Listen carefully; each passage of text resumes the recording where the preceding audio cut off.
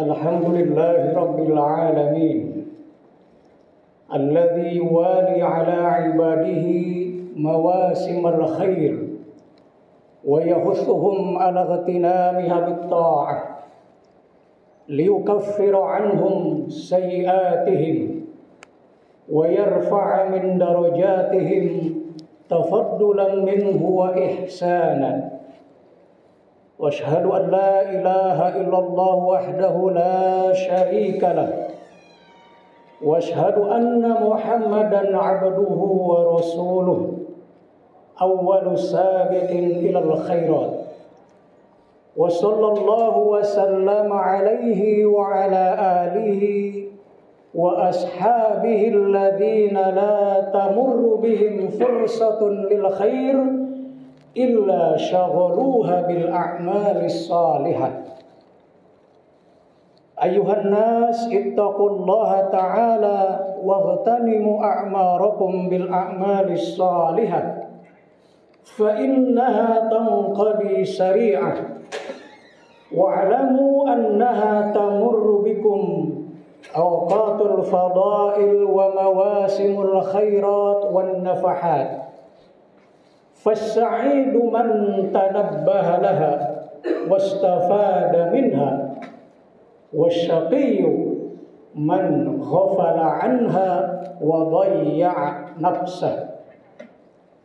وقال الله تعالى في كتابه الكريم أعوذ بالله من الشيطان الرجيم بسم الله الرحمن الرحيم لن تنالوا البر حتى تنفقوا مما تحبون وَمَا تُنْفِقُوا مِنْ شَيْءٍ فَإِنَّ اللَّهَ بِهِ عَلِيمٌ.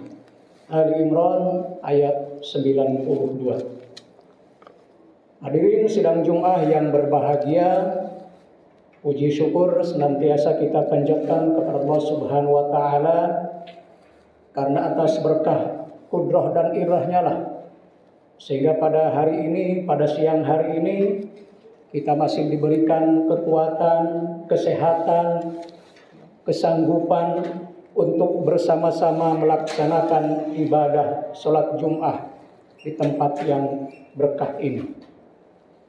Salawat dan salam semoga tetap dicurah limpahkan kepada Habibana wa Maulana Muhammad sallallahu alaihi wasallam, juga kepada para sahabatnya, para tabi'in, para tabi'ut tabi'in, dan mudah-mudahan kita nanti sebagai umatnya akan mendapatkan syafaatnya di hari kiamat. Amin ya rabbal alamin. Khatib mengajak khusus ke diri pribadi dan umumnya kepada segenap jamaah, marilah kita senantiasa melaksanakan dan meningkatkan ketakwaan kita kepada Allah Subhanahu wa taala dengan berusaha untuk selalu menjalankan semua perintahnya dan pada saat yang sama menjauhi semua larangannya, dan itu semua kita harapkan berlangsung dalam situasi dan kondisi apapun. Hadirin sidang Jumat yang berbahagia, izinkanlah khatib pada siang hari ini akan membawakan sebuah tema, yaitu relevansi albir atau al-mabrur dalam konteks kekinian. Hari ini atau saat ini kita sudah masuk ke dalam bulan terakhir dari bulan Islam atau Hijriyah, yaitu bulan Dzulhijjah. Bulan Dzulhijjah dalam tradisi kita sering disebut dengan bulan yang agung. Bahkan sering kita menyebutnya Raya Agung karena di dalamnya ada satu momen, ada satu peristiwa, bahkan lebih dari satu, yang menunjukkan keagungan, kebesaran Islam itu sendiri, yaitu ibadah haji, kurban, dan lain sebagainya. Nah, dalam kesempatan ini, izinkanlah khatib untuk berbicara tentang yang ada kaitannya dengan haji.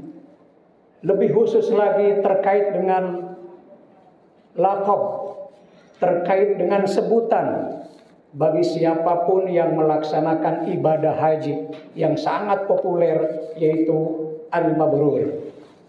Maka tentu siapapun yang pergi untuk melaksanakan ibadah haji pastilah ingin menjadi seorang haji yang mabrur. Karena itu biasanya doa yang dipanjatkan seperti dari Ibnu Mas'ud dan Ibnu Umar, Allahumma ij'al hajjan mabrura wa sa'yan mashkura wa dzamban maghfura. Jadi ketika setelah melaksanakan ritual haji, maka para haji akan berdoa, ya Allah, jadikanlah haji ini haji yang mabrur, wa sa'yan mashkur, dan sa'i yang artinya usaha yang mashkur, yang diberikan keberkahan, wa dzamban maghfur, juga dosa yang diampuni. Sehingga siapapun pastilah mendambakan istilah mabrur. Dan yang menarik, istilah mabrur ini tampaknya spesifik bagi orang yang melaksanakan haji. Karena itu kita mengenalnya al-hajj al-mabrur. Sementara untuk ibadah yang lain, misalnya orang yang sholat, orang yang zakat, kita tidak menemukan istilah al-musalli al-mabrur, al-muzakki al-mabrur. Tidak menemukan istilah, meskipun secara makna sebetulnya ya bisa saja. Tapi yang populer, yang kita pahami, yang kita terima adalah al-hajj al-mabrur. Tapi pertanyaannya adalah, apakah sesungguhnya makna mabrur? Dan apa relevansinya untuk zaman kita atau zaman sekarang ini? Hadirin sidang Jumat yang berbahagia, kalau kita melihatnya secara etimologis atau asal usul kata al-mabrur itu dari kata barro ya baru atau juga ya buruk, birrun atau barun. Maka terbentuk ismul maf'ul dari kata itu al-mabrur. Nah, kata al-birru secara harfiah itu banyak artinya, diantaranya taat. Ya, taat kepada Allah, taat kepada orang tua. Maka dalam agama Islam kita mengenal istilah birrul walidain. Bisa juga barrul walidain, taat. Ada juga makna baru atau ya buru adalah melaksanakan kebaikan, kebajikan. Dan tampaknya inilah makna yang relevan, yang sesuai untuk al-mabrur dalam konteks pelaksanaan ibadah haji. Maka al-mabrur dapat diartikan sebagai orang yang melakukan kebaikan atau orang yang di dalam dirinya penuh dengan kebaikan atau kebajikan. Nah, pertanyaannya adalah bagaimana kita bisa melihat seorang haji itu mabrur atau tidak? Ada di dalam Al-Quran setidaknya 2 ayat yang berbicara tentang albir. Pertama di surah Al-Baqarah ayat 177. A'udzubillahi minasyaitonirrajim. Bismillahirrahmanirrahim. Laisal birru an tuwallu wujuhakum qibalal masyriq wal maghrib. Walakinnal birra man amana billahi wal yawmil akhir wal malaikah wal kitabi wal nabiyyin wa atal mala ala hubbihi dzawil qurba wal yatama wal masakin wa ibnis sabil was sa'ilina wa fir riqab wa qama as-salata wa ata az-zakat wal mufuna bi ahdihim idza ahadu was sabiruna fil ba'sa'i wad dharra wa hinal ba's ulaika alladziina shadaqu wa ulaika humul muttaqun. Pada ayat yang lain yang tadi khatib baca di awal, yaitu Ali Imran 92, lan tanalul birra hatta tunfiqu mimma tuhibbun wa ma tunfiqu min syai'in fa innallaha bihi alim. Dari 2 ayat ini saya melihat ada 2 ungkapan yang memiliki makna yang sama terkait dengan albir. Di dalam surah Al-Baqarah terdapat pada ungkapan wa atal mala ala hubbihi. Orang yang memberikan harta yang dicintainya, harta yang disukainya.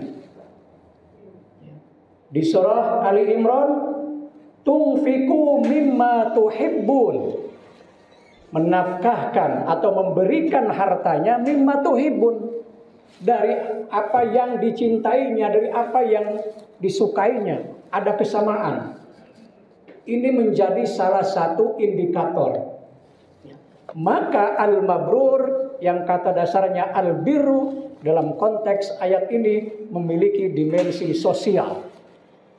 Karena itu yang menyitir apa yang disampaikan Profesor Quraisy Shihab, bahwa untuk melihat seorang haji mabrur itu yang dilihat adalah ketika dia atau yang bersangkutan pulang kembali ke masyarakat dan hidup di tengah masyarakat. Dan salah satu indikatornya ini adalah bahwa seorang yang mabrur, seorang yang penuh kebajikan, kebaikan di dalam dirinya, terbiasa untuk memberikan sesuatu yang dicintainya, sesuatu yang disukainya. Kalau dia memberi barang, maka dia akan memberi barang yang paling disukainya. Almarhum Nur Khalis Majid, atau yang lebih akrab dengan Cak Nur, waktu membahas tentang Al-Mabrur, seringkali beliau menyindir kita semua, ya termasuk kita semua, bahwa seringkali umat Islam atau kita semua, kalau kita memberi sesuatu, biasanya adalah memberi sesuatu yang bekas. Kalau kita membagikan barang, pakaian, dan sejenisnya, maka yang kita bagikan adalah barang-barang yang bekas, barang yang sudah tidak kita pakai, atau barang yang sudah kita tidak sukai lagi, barang yang sudah tidak kita cintai lagi. Pendeknya kita sudah nggak perlu barang itu, baru kita sedekahkan, baru kita nafkahkan. Kata Cak Nur, kita seringkali berbangga dengan itu, memberikan sesuatu barang yang sudah tidak kita pakai lagi. Memang itu pun tentu bermanfaat. Tetapi kalau kita melihat redaksi dari ayat ini adalah wa atal mal ala hubbihi, atau tunfiku mimma tuhibbun, memberikan harta, memberikan barang apapun yang ada dalam dirinya yang dicintainya, yang disukainya. Maka pada zaman dahulu para sahabat tidak tanggung-tanggung kalau bersedekah, kalau berinfak, maka infak atau sedekahnya yang sangat baik. Kalau kurban yang sangat baik. Begitu juga ketika menafkahkan hartanya di jalan fisabilillah misalnya. Khalifah Utsman itu pernah menafkahkan ribuan untanya yang terbaik. Artinya para sahabat sudah memberikan contoh, dan itulah yang menjadikan indikator dari Al-Mabrur. Hari ini sidang Jumat yang berbahagia. Jadi Al-Mabrur memiliki dimensi sosial yang luar biasa, dan itu terjadi ketika seorang haji sudah pulang kembali ke tanah airnya, hidup di tengah masyarakat. Tetapi yang mesti kita ingat bahwa meskipun Al-Birru Al-Mabrur menampakkan dimensi sosial yang sangat luas, yang sangat besar, tetapi tentu saja kita tidak bisa melupakan bahwa yang namanya dimensi sosial dari agama Islam, termasuk dari praktek ibadah haji, tetap harus berdiri di atas fondasi dimensi transendental atau dimensi ilahiyah yang kuat, yang kokoh, sehingga dimensi sosialnya bisa berdiri di atas dimensi transendental. Di dalam ayat yang tadi khotib bacakan di Al-Baqarah juga jelas di awal, sebelum sampai ke wa'atal mal ala hubbihi, didahului oleh ungkapan walakinnal birra man amana billah wal yaumil akhir, dan seterusnya. Bahwa sesungguhnya yang namanya albir, kebajikan, kebaikan itu pertama harus beriman dulu kepada Allah, atau rukun iman secara lengkap. Itu artinya adalah fondasi dimensi transendental, dimensi ilahiyah, dan itu adalah tauhid kita sebagai Islam. Jadi kalau tauhid kita kokoh, maka barulah di atasnya dimensi sosial akan berjalan. Sehingga itulah yang seringkali dibilang iman, ilmu, dan amal. Ada iman, kemudian ada ilmu, dilengkapi dengan buah amal. Itulah potret kehidupan seorang muslim. Atau kalau kita kembalikan ke dalam ajaran Islam, itu merupakan segitiga iman, Islam, dan ihsan. Maka albir atau al-mabrur itu memperlihatkan atau menunjukkan kepada dimensi yang ketiga, yaitu al-ihsan. Berbuat baik kepada sesama dan lain sebagainya dan lain sebagainya. Hadirin sidang Jumat yang berbahagia, kalau gitu apakah yang mesti dilakukan pasca ibadah haji? terutama bagi yang pernah melaksanakan ibadah haji. Bagi yang belum pun mudah-mudahan ada kesempatan untuk bisa beribadah ya di kota suci, di Makkah dan Madinah. Maka yang paling penting adalah mengejawantahkan nilai-nilai yang diperoleh selama beribadah haji di Mekah dan Madinah ke dalam kehidupan sehari-hari, baik kehidupan secara individual di rumah, di tengah keluarga, maupun dalam kehidupan secara komunal, secara sosial, di lingkungan sekitar dengan tetangga, di lingkungan desa, sampai pada level yang lebih luas, yaitu di lingkungan bangsa dan negara.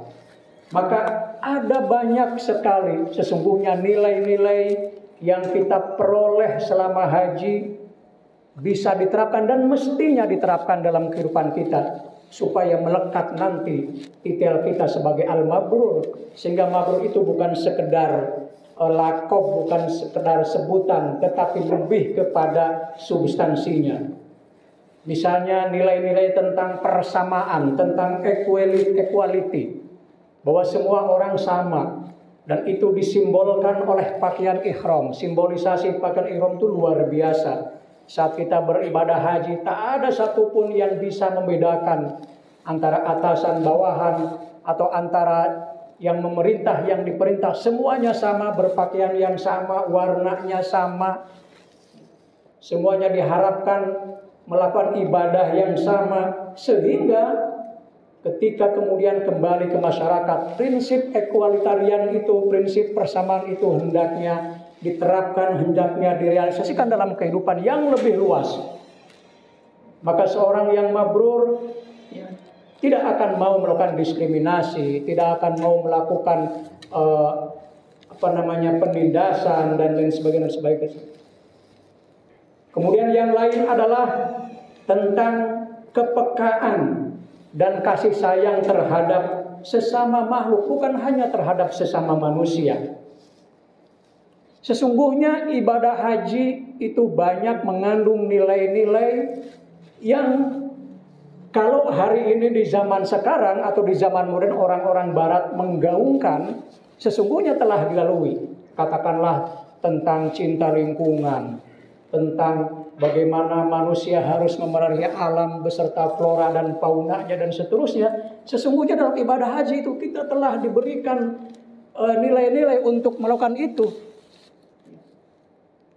Kita tahu ada beberapa hal-hal yang tidak dianjurkan pada saat ibadah haji.